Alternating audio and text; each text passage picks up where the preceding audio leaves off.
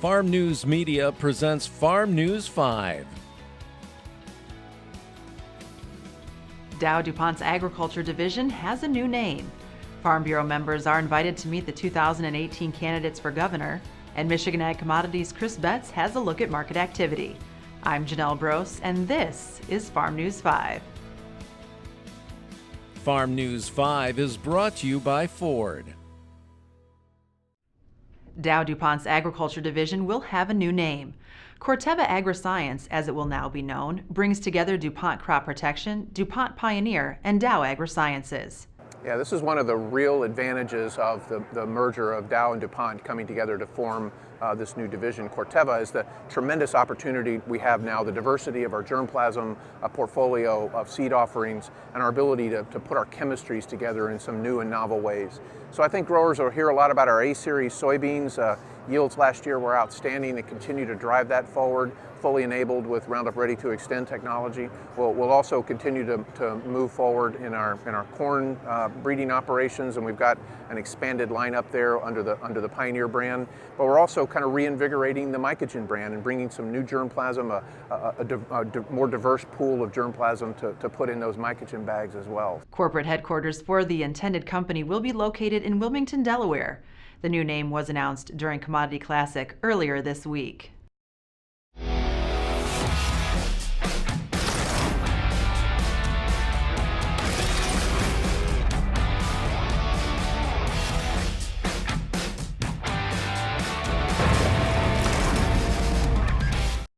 The Michigan Department of Agriculture and Rural Development has a new director.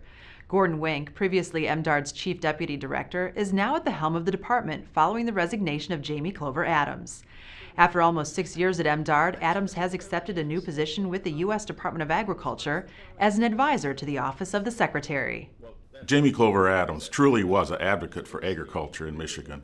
When you take a look at all the different commodity groups that we have in this state, and she was able to get all those groups to work together to identify issues that we have in agriculture and to listen to all of them and help them wherever they needed help in. She was always available. You always knew where Jamie was because she was very straightforward. It didn't pull any punches with you. So a very honest person and a very dedicated person to agriculture.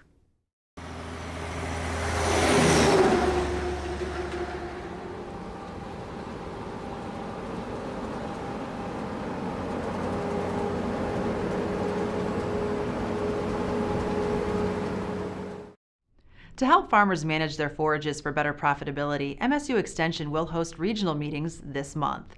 The Optimizing Forage Profitability in 2018 meetings will feature sessions on choosing the best corn silage hybrid, forage supply-side economics, and optimizing manure economics for forage fertility.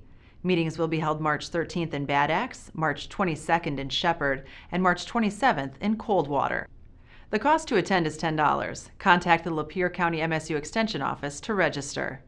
Farm Bureau members are invited to meet the 2018 candidates for governor at a forum hosted by a partnership of Michigan agriculture organizations. The free event is scheduled for Monday, March 19th at the Kellogg Conference Center in East Lansing.